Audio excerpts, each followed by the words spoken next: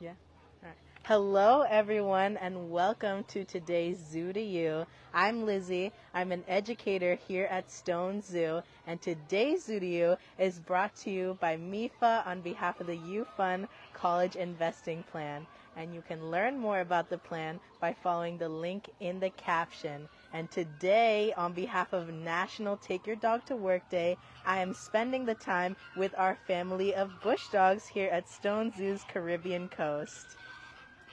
And we have 3 bush dogs in this habitat, and Stone Zoo is one of 4 zoos in the country that has bush dogs as part of its family of animals, big and small. And if you have any questions throughout our Zoo to You today, you can leave them in the comments and we will answer them towards the end of the Zoo to You. So, our 3 bush dogs. We have Motto, our dad. He is 10 years old. And we have Mom Valentia, who is 6 years old, and their wonderful daughter Izzy, who is 4 years old. Motto hails from the Sequoia Park Zoo in Eureka, California. Valentia came from the Prague Zoological Garden in the Czech Republic. Motto and Valentia came to Stone Zoo in 2017 as part of a bush dog species survival program.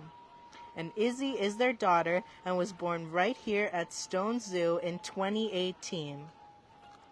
Bush dogs are elusive, semi-aquatic animals that live in the rainforests and wet grasslands of Central and South America.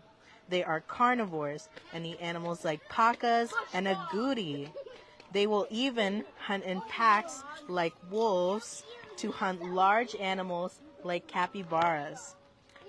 Bush dogs have even managed to be so elusive that we thought these amazing creatures were extinct until the 1970s.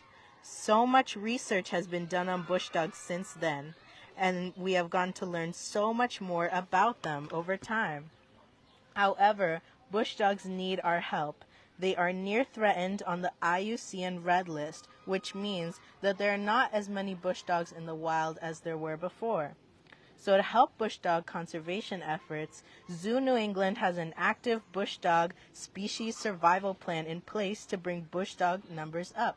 And that is how Izzy was born, through this plan. And one of the biggest threats to the conservation of bush dogs are domesticated dogs.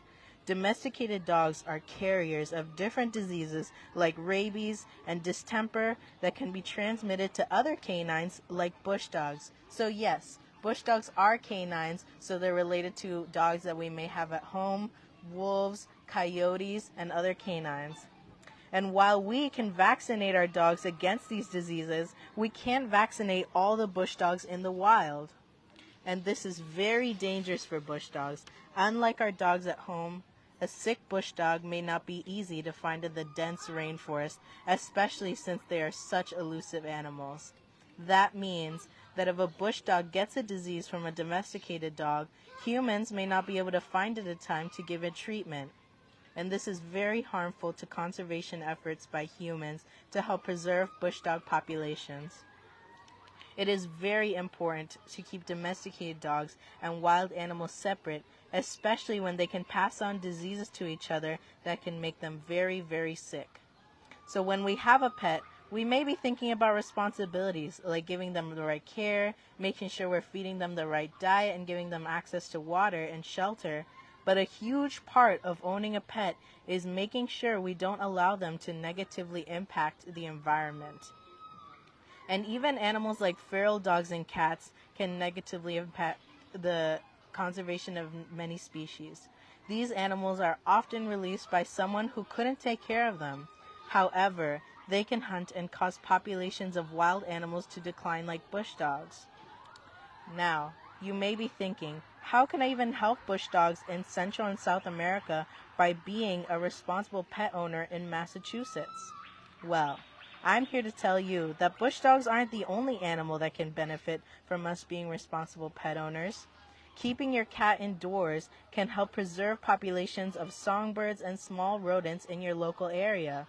And keeping your dogs leashed can prevent the spread of disease to and from wild animals. So yes, our dogs can be getting rabies and other diseases from things like raccoons and possums that are hanging out outside, and so can those animals from our dogs. So we want to keep our ecosystem safe.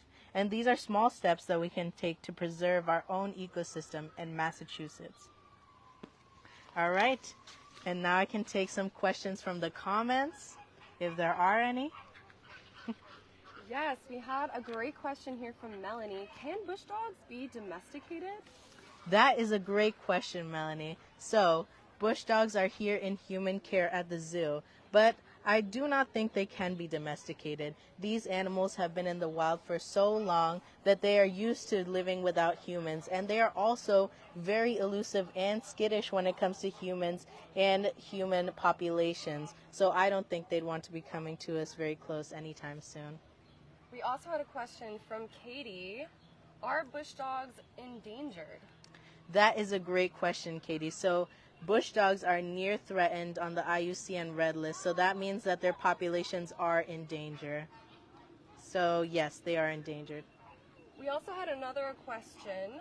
What do our bush dogs eat here at the zoo? That is a great question. So here at the zoo, our bush dogs eat a carnivore diet like many other carnivores at the zoo. So they get horse meat, ground beef, and they also get a rodent, so frozen mice. We also had one more question. How long do bush dogs typically live for? That is another amazing question. So we know that in human care, bush dogs can live about 10 years. So that makes Motto a very old man. And we're unsure of how long they live in the wild because so little research has been able to be done since they are such elusive animals.